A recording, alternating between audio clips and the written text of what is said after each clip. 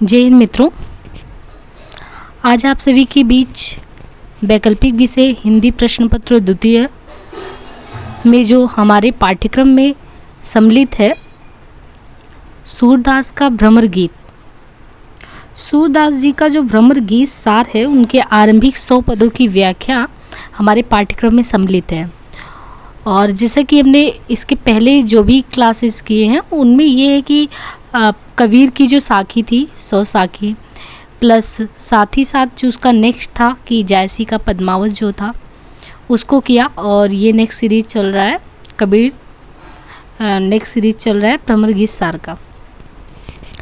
देखिए, भ्रमर गीत सार का मूल विषय अगर देखें उसके, क्योंकि विषय वस्तु जानना बहुत ज़रूरी होता है, तो भ्रमर गीत सार सबसे पहले समझना है कि भ्रमर गीत आखिर है क्या, हमें पढ़ने से इसे क्या पता चलने वाला है और हमारे ये सिलेबस में क्यों है और किसके द्वारा लिखा गया है, उनकी महत्ता क्या है। तो एक तो ये है कि इसके पूरे विषय वस्तु पे और किस प्रकार प्रश्न बनते हैं उस पे ओवरऑल तो एक वीडियो बनाएंगे ही बनाएंगे, लेकिन सबसे पहले हम इसको समझा दें और साथ ही साथ आपको जो लगातार 100 पद हैं उन पदों को व्याख्यायित करवा दें, क्योंकि पदों की व्याख्या हमारे एग्ज़ाम में आता है, उनकी व्याख्या करनी होती है, तो फिर हम पद पहचान नहीं पाते हैं। यहाँ पे हम भ्रमर गीत सार जो सूरदास जी का पढ़ रहे हैं, सबसे पहली बात तो हिंदी साहित्य का इसे अद्भुत उपालंब काव्य कहा गया है।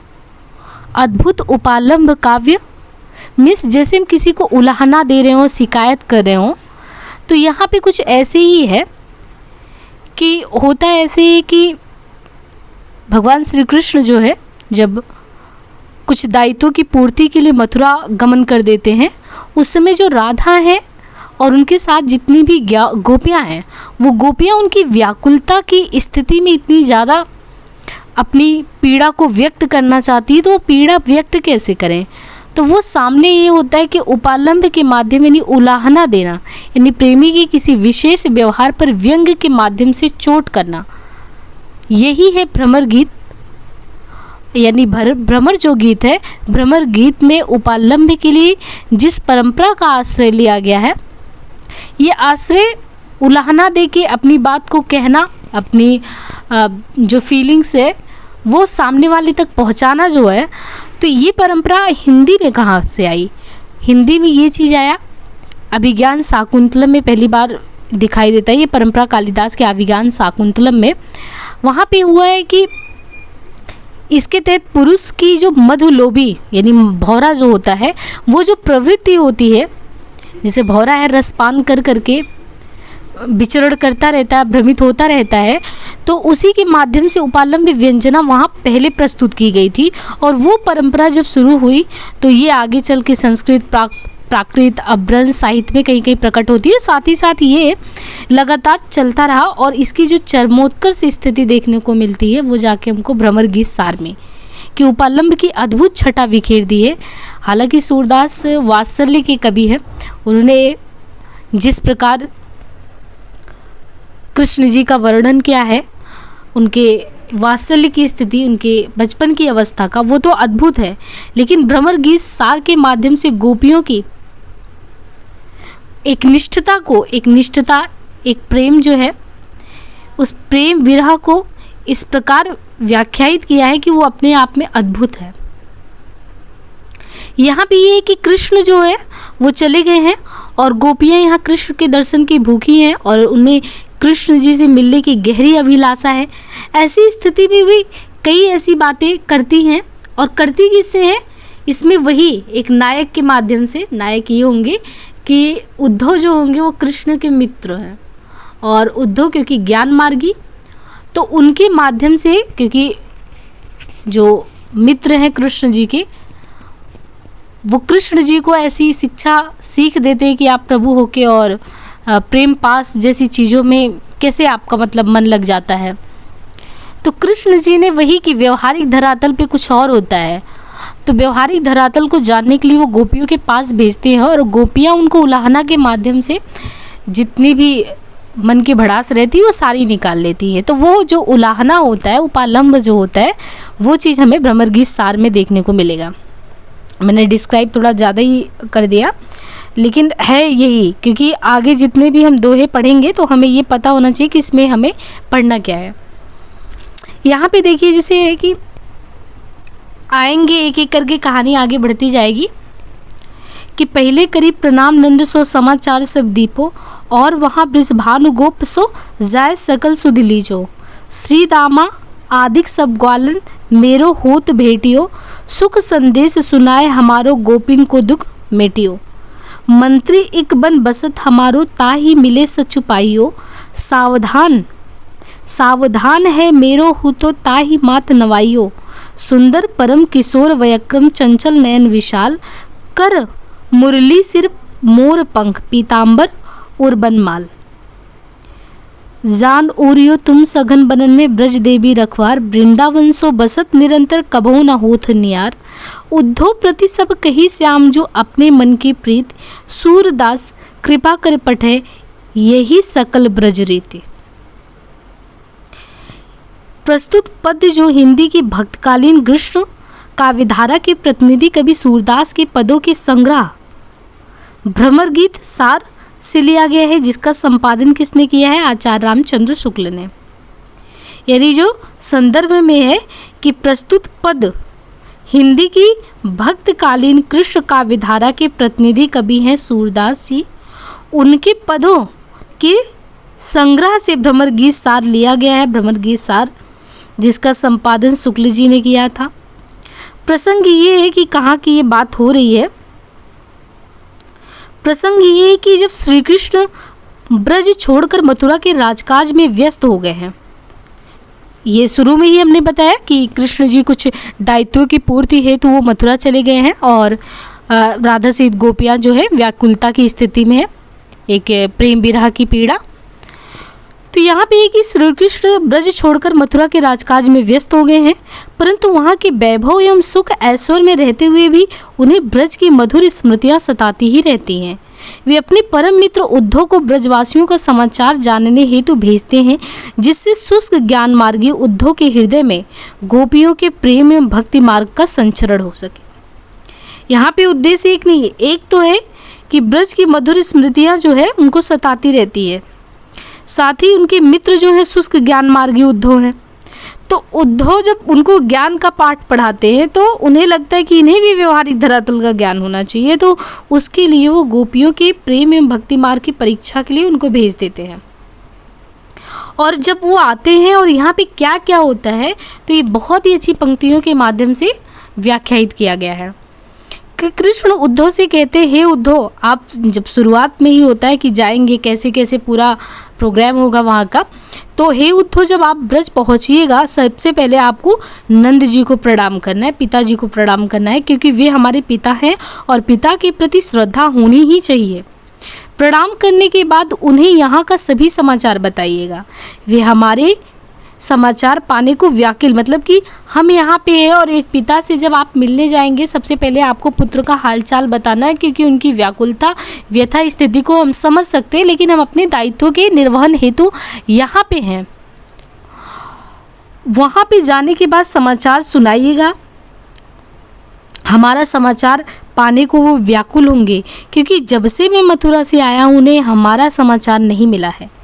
तत्पश्चात बरसाने जाकर वृषभानु गोप जी राधा के पिता का भी समाचार प्राप्त करना, फिर सुदामा और अन्य मित्रों से मेरी ओर से भेंट करना। बहुत दिनों से विछुड़ने के कारण वे सब मेरे बिना अत्यंत दुखी होंगे। इन पंक्तियों में श्री कृष्ण की अपने मित्रों के प्रति साख्यानुभूति की मार्मिक अभिव्यक्ति देखने को मिलती है। उसके पश्चात वे उद्धव से कहते हैं कि गोपियों को उनका कुशल प्रेम का संदेश देकर उनके कष्टों को दूर करना। तो यहाँ पे जब कृष्ण जी जो उद्धव को भेजे हैं, इन्होंने देखिए सबसे पहले संदेश भी किसको भेजा कि सबसे पहले पिताजी को, नंद जी को जाके प्रणाम करिएगा।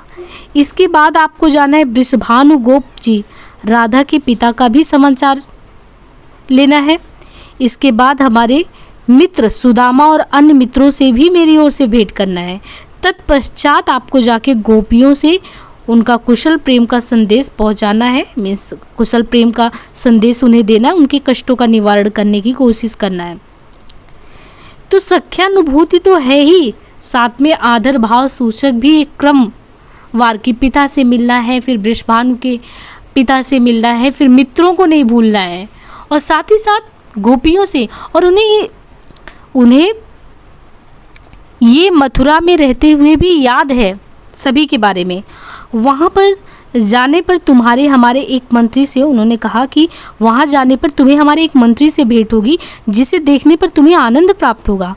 उसे हमारी ओर से सजगता पूर्वक नमस्कार करना। यानी एक मंत्री से भी भेंट होगा और वो भी उस मंत्री से परम आनंद की प्राप्ति होगी, उनसे भी मेरा भेंट स्वीकार करना है।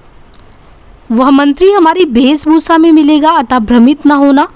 वह मंत्री परम सुंदर है, किशोरा अवस्था को वह प्राप्त है और उसके विशाल नेत्र अत्यंत चंचल हैं।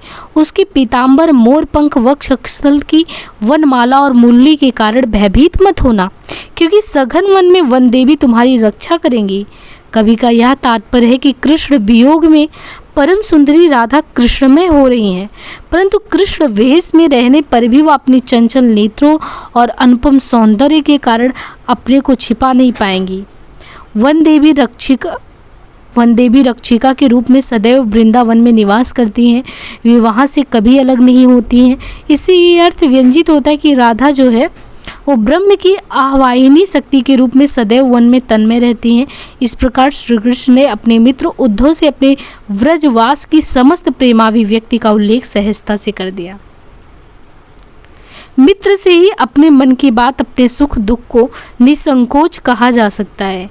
कवि सूरदास जी कहते हैं कि ब्रज के समस्त रीति रिवाजों एवं व्यवहारों से उद्धव को अवगत कराते हुए श्री कृष्ण ने अत्यंत कृपा कर उद्धव जी को विदा किया। भगवत भक्ति भी ईश्वर की कृपा से ही प्राप्त होती है, और यहाँ श्री कृष्ण ने उद्धव के शुष्क ज्ञान को भक्ति से ओतप्रोत करने हेतु ही उन्हें ब्रज भेजा है। यह अवसर प्राप्त करना उद्धव का परम सौभाग्य है।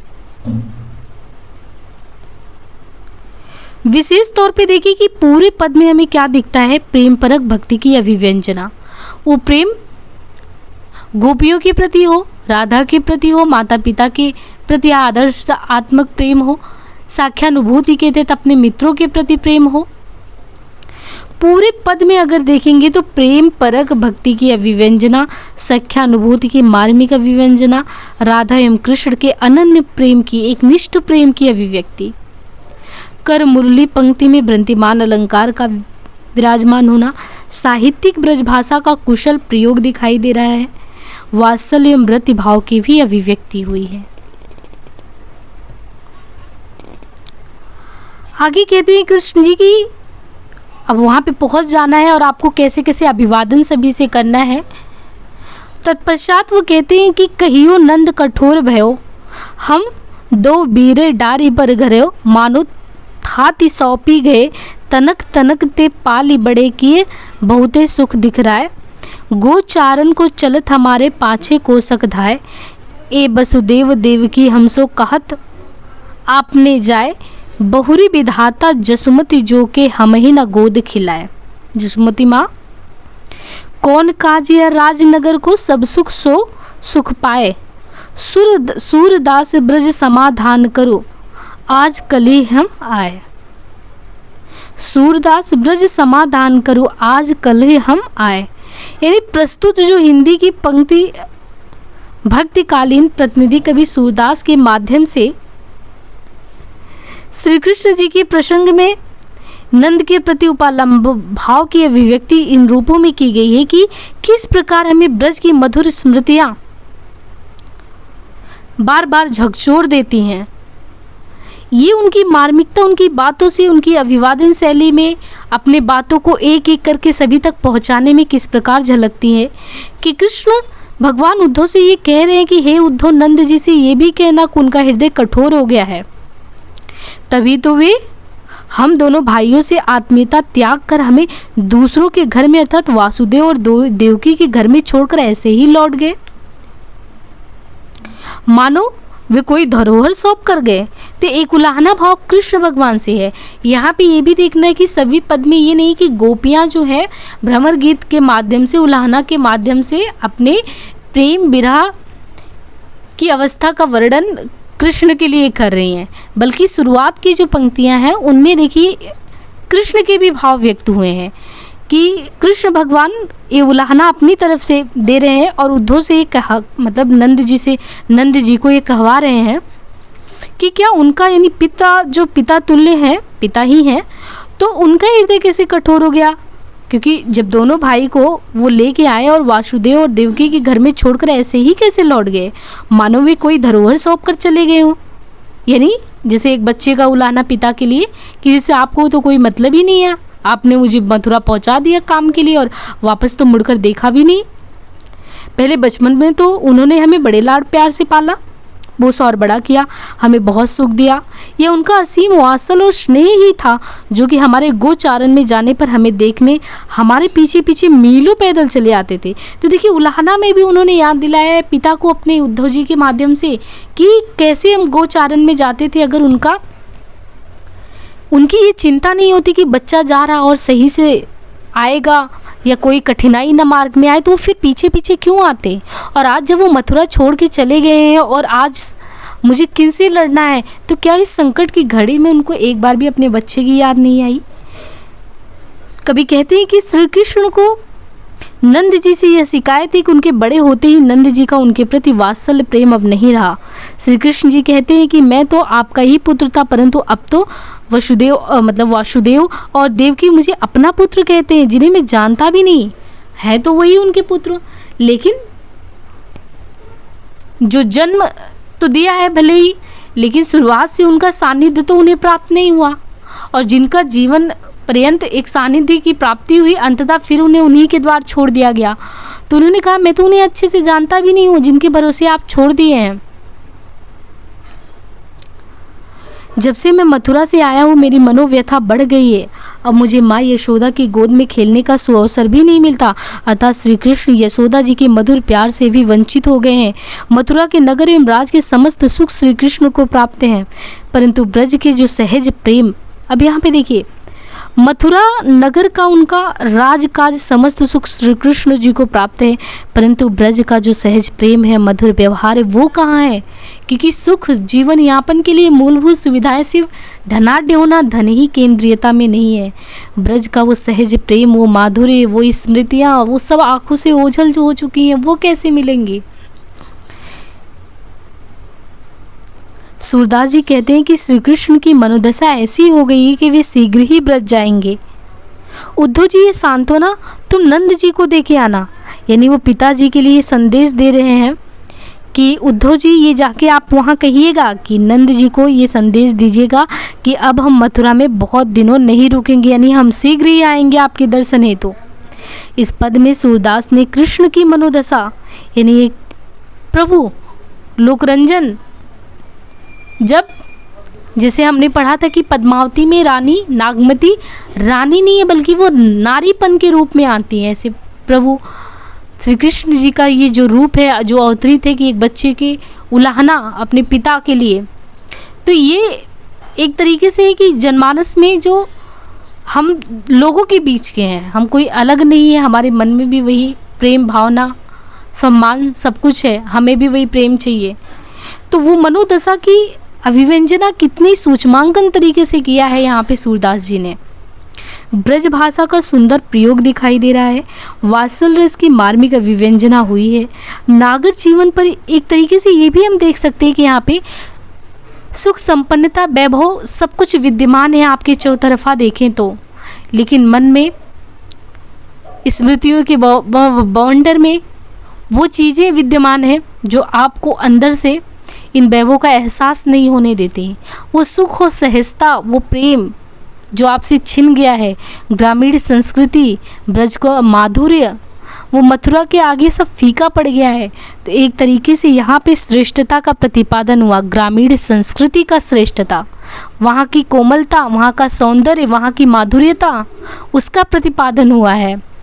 इससे एक तरीके से एक ऐसा बिंब उठकर आता है सामाजिक समरसता का। गांव में हम दो सौंपे गए में उत्प्रेक्षा अलंकार का कुशल प्रयोग हुआ है। आगे कहते हैं कि तबही उपंग तबहि उपंगसुत आए गए, सखा सखा कुछ अंतर नाही, भरे भरे अंक लाए। अति सुंदर तन श्याम सरीखो, देखत हरि पछताने। ऐसे को वैसे बुद्धि होती, ब्रज पठावे तब आने। या आगे रस काव्य प्रकाशे, जोग वचन प्रकटावे। सूर ज्ञान दृढ़ याके हृदय, जुअतन जोग सिखावे। उपसंगत यानी उद्धव जी को कहा गया, तभी उपसंगत आए गए, यानी उद्धव जी आते हैं। और जैसे ही वो आते हैं, सखा सखा कुछ अंतर नाही, भरी भर अंक लाए। अति सुंदर तन श्याम सरीखो, देखत हरि पछताने।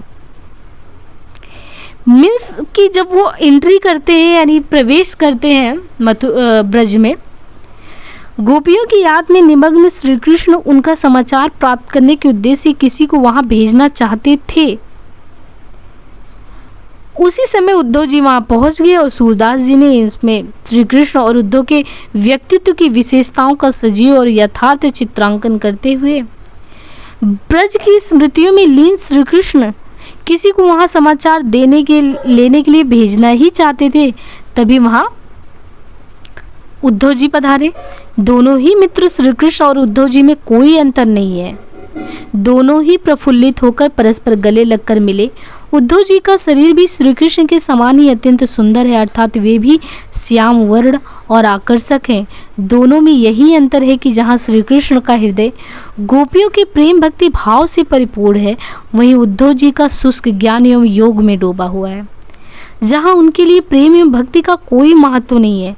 श्री कृष्ण को पश्चाताप होने लगता है कि यदि इन्हें आकर्षक शरीर के साथ प्रेम एवं भक्ति युक्त हृदय भी प्राप्त हो जाता तो बड़ा ही अच्छा होता। यानी मित्र संयोग बस दोनों मित्र एक ही जैसे हैं, लेकिन भावनाएं अलग अलग हैं। श्री कृष्ण जी ये सोचते हैं कि उनके लिए यही अच्छा होगा कि इन्हें प्रेम एवं भक्ति का पाठ पढ़ाया जाए, और उसको पढ़ाने के लिए हमें इन्हें गोपियों के पास ब्रज भेज दिया जाए। तब इनके आकर्षक शरीर के साथ इनका हृदय भी प्रेममय हो जाएगा। और अभी तो यही स्थिति है कि इनके सामने रसात्मक काव्य की प्रस्तुति करने पर ये अपने शुष्क दर्शन एवं जटिल योग शास्त्र का वर्णन करने लगते हैं, और जिनके सामने हृदय में ज्ञान की दृढ़ता ऐसी है कि यदि इन्हें गोपियों के पास भेज भी दिया जाए तो फिर होगा सोने पे सुहागा काम। यानी कृष्ण जी ये खुद जानते हैं कि ये मेरे मित्र हैं, लेकिन जब हम बात कभी भी भक्ति प्रेम इन सब की बात छेड़ेंगे तो हमें भी बहुत अच्छे से ये पता है कि रसात्मक काव्य की बात उठते ही इनके जटिल योग शास्त्र का वर्णन सुनकर हम उनका प्रत्युत्तर नहीं कर पाएंगे। इनके लिए प्रत्युत्तर हेतु अगर गोपियाँ मिल जाएं तो फिर इनकी शुष्क ज्ञान मार्गी जो शाखा है और इनका शुष्क जो हृदय स्थल है वो प्रेम में हो जाएगा। इनकी हृदय में ज्ञान की दृढ़ता ऐसी है कि यदि इन्हें गोपियों के पास भेज भी दिया जाए तो ये उन्हें भी ज्ञान एवं योग की शिक्षा देने लगेंगे। कभी का तात्पर्य ये भी है कि ज्ञान को ही श्रेष्ठ मानने वाले उद्धव जी के प्रेम एवं भक्ति के महत्व का पता तभी चलेगा जब इन्हें ब्रज भेजा जाएगा। इन पंक्तियों में गोपियों की भक्ति एवं अगाध प्रेम की अभिव्यक्ति हुई है। इस पद के माध्यम से सूरदास जी ने सगुण एवं निर्गुण भक्ति के द्वंद्व को व्यक्त किया है कि एक सगुण है, ईश्वर को मान रहे हैं, प्रेम भक्ति को मान रहे हैं, और निर्गुण एक निराकार ब्रह्म की उपासना करते हैं, शुष्क ज्ञान मार्गी हैं। परंतु मैत्री भाव अद्भुत है। कृष्ण और उद्धव की व्यक्तित्व की विशेषताओं का सजीव में यथार्थ चित्रण हुआ है। ब्रजभाषा का कुशल प्रयोग देखने को मिलता है। आगे की पंक्तियों में कहते हैं कि हरि गोकुल की प्रीति चलाई, सुनहु उपंगसुत। ये उपंगसुत उन्हीं के लिए है। सुनहु उपंगसुत मोहि ना बिसरत, ब्रजवासी सुखदाई। हरि गोकुल की प्रीति चलाई, सुनहु उपंगसुत मोहि न बिसरत, मुझे नहीं भूल रहा है, ब्रजवासी सुखदाई, ब्रजवासियों का वो सुख। या चित्त होत जाओ मैं अबही, यहाँ नहीं मन लागत। गोप सवाल गाय बन चारत, अति दुख पायो त्यागत। कहाँ महाकन चोरी, कहाँ जसमति पूत, जैव करि प्रेम। सूर्य श्याम के बचन सहित सुन, व्यापत आपन नेम। श्री कृष्ण जी ब्रजवासियों के प्रेम की चर्चा करते हुए प्रेम पूर्वक स्नेह, माता का स्नेह, ब्रजवासियों का स्नेह, इनसे इतने ओतप्रोत हैं कि वो अपनी व्यथा को व्यक्त करते हुए कहते हैं कि ब्रज की स्मृति में जब श्री कृष्ण उद्धव जी के आगमन पर गोकुल के प्रेम की सरस बातें करने लगते हैं तो उद्धव जी पर भी इन बातों का तनिक भी प्रभाव नहीं पड़ा। यानी कृष्ण जी अब मित्र से कहना निसंकोच सबसे बड़ी बात है, लेकिन मित्र को अगर रसात्मक प्रेम की बातें और माता की बातें, सखा साख्य भाव की बातें, ये तो समझ से परे था। श्री कृष्ण अपने परम मित्र ज्ञान मार्गी उद्धव जी के आने पर उन्होंने ब्रजवासियों की प्रीति की चर्चा की, वहाँ की प्रेम, वहाँ के सुखद वर्णन किए। उन्होंने उद्धव जी से कहा कि मुझे सुख प्रदान करने वाले ब्रजवासी भुलाने से भी नहीं भूलते। अतीत की वे सुखद स्मृतियाँ बार बार ध्यान ब्रज के प्रेम एवं सहृदयता की ओर खींचती रहती हैं। अब तो यहाँ मेरा मन भी नहीं लगता, यानी ब्रज मथुरा में तो मन भी नहीं लगता। यही इच्छा होती है कि मैं अभी वहाँ चला जाऊँ। ब्रज में रहते हुए मैं गोप ग्वालों के साथ वन में गाय चराने जाया करता था। वन जीवन की जो शांति होती है, मित्रों के साथ जो मुझे अपार खुशी मिलती थी, इसी कारण मुझे उनसे बिछुड़ने पर अत्यंत पीड़ा हो रही है। अब तो ये सुख स्वप्न मात्र सा लग रहा है। माखन चोरी का वह अद्भुत आनंद यहाँ कहाँ मथुरा में है। माता यशोदा का वह वात्सल्य एवं स्नेह वो भी यहाँ कहाँ मिलेगा, जो बड़े प्यार से कहती थी, हे पुत्र भोजन कर लो। श्री कृष्ण के इन मधुर वचनों को सुनकर भी उद्धव जी का मन तनिक भी प्रभावित नहीं हुआ। सूरदास जी कहते कि उद्धव जी तब भी अपने ज्ञान एवं योग की माया में ही, अगर कम से कम माता यशोदा की बात हो रही, उनके प्रेम, उनके वात्सल्य की, तो भी तो दिलासा दे थोड़ा अपने मित्र को। लेकिन नहीं, उन पर तो जूं भी नहीं रखता। वो बिल्कुल अड़िग हैं अपने ज्ञान एवं योग को लेके। तो बाल्यावस्था की मधुर स्मृति का चित्रण करते हुए, वात्सल्य भाव की मार्मिक अभिव्यक्ति करते हुए, वृंदावन की नैसर्गिक छटा एवं प्राकृतिक सौंदर्य का वर्णन करते हुए भी जो विषमता दिखती है उद्धव जी में और कृष्ण जी में, मैत्री भाव तो है लेकिन जो सोच विचार की वो विषम है, सम नहीं है, समान नहीं है। आगे कहते हैं, जदुपति लख्यो ते ही मुस्कात, कहत हम मन रही जोई जोई, जोई सोई भई यह बात। जदुपति लख्यो ते ही मुस्कात, कहत हम मन रही जोई सोई भई यह बात। वचन प्रकट करने लगे, वचन प्रकट करन लागे, प्रेम कथा चलाए। सुनहु उद्धव मोहि व्रज की सूत नहीं विसराए। नहीं भूल रहा है मुझे, नहीं बिसर रहा है वो ब्रज। रैनी सोवत चलत जागत, लागत नाहि मनान। जसुमति नारी नर, ब्रज जहाँ मेरो प्राण। कहत हरि सुन उपंग सुत, यह कहत हो रसगीत। सुर चित्त ते रटत नाहि, राधिका को प्रीति। उद्धव जी ने इस पद में श्री कृष्ण के हृदय में जो ब्रजवासियों के प्रति प्रेम व्याप्त था उसका उपहास किया। जब श्री कृष्ण ब्रज के प्रति अपने अप्रतिम अनुराग को अभिव्यक्त करने लगे तो इसे सुनकर उद्धव जी मुस्काने लगे। उनकी मुस्कुराहट को श्री कृष्ण ने परख लिया। श्री कृष्ण जी ने देखा कि उनकी बातों को सुनकर उद्धव जी मुस्कुरा रहे हैं। उनकी मुस्कुराहट का कारण ये था कि श्री कृष्ण खुद पर, मतलब उन्हें अपने मित्र पे हंसी क्यों आ रही थी, मुस्कुराहट। उन्हें ये लग रहा था कि श्री कृष्ण खुद पार ब्रह्म होकर भी ब्रजवासियों के लौकिक एवं मिथ्या प्रेम में पड़े हैं। उसमें भाव विवल हो उठे। उद्धव जी की बातों को समझकर श्री कृष्ण मन ही मन कहते हैं कि मैं जो सोच रहा था वही बात सच हो गई। इस नीरस एवं शुष्क ज्ञानी पुरुष के ऊपर प्रेम एवं भक्ति की बातों का तो असर ही नहीं पड़ता। फिर वाणी द्वारा प्रेम कथा का वर्णन करने लगे। हे उद्धव, मुझे ब्रज की याद भुलाई नहीं जाती, इसी कारण सोते जागते दिन रात मेरा मन अन्य कार्यों में नहीं लगता। मेरा प्राण तो ब्रज में ही है, जहाँ नंद जी, यशोदा माँ, अन्य नार नारी, वस्तुतः मैं तो उन्हीं के प्रेम में डूबा हुआ हूँ। भला मेरा मन अन्य विषयों में कैसे रम जाए। श्री कृष्ण जी कहते हैं, हे उद्धव, मैं तुमसे रस रीति प्रेम तत्व की बातें कर रहा हूँ। मेरे मन से राधिका का असीम प्रेम किसी प्रकार भी दूर नहीं हो रहा है। फिर भला मैं कैसे उन्हें भुला सकता हूँ। सूरदास के अनुसार यह राधिका का अटल प्रेम और भक्ति ही है जिससे कृष्ण भक्तमय हो रहे हैं। लेकिन सामने उद्धव को कोई फर्क नहीं पड़ता। कृष्ण की वियोग दशा का वर्णन हुआ है। भक्ति एवं दार्शनिकता का मणिकंचन संयोग दिख पड़ता है। माधुर्य भाव की अभिव्यक्ति हुई है। सूरदास ने ब्रज वासियों के प्रति कृष्ण के अनन्य प्रेम का उद्घाटन किया है। आगे नेक्स्ट पार्ट में करेंगे, अभी ये पार्ट लंबा चलेगा। अपना सपोर्ट सभी लोग बनाए रखिए। और व्यक्तिगत रूप से हम किसी से संपर्क अभी नहीं साध सकते क्योंकि अपनी भी कुछ मजबूरियां हैं, कुछ काम है, लेकिन हम लोगों को कंटिन्यूअस इस सीरीज को रखना है क्योंकि काफ़ी चीज़ें हमें कवर करनी है तेज़ी से। बाकी जो भी इसमें प्रॉब्लम रहे, आई थिंक वीडियो में कुछ भी समझ में नहीं आए तो वो चीज़ आप कमेंट में पिन कर सकते हैं, मैं रिप्लाई करने की कोशिश करूँगी। धन्यवाद।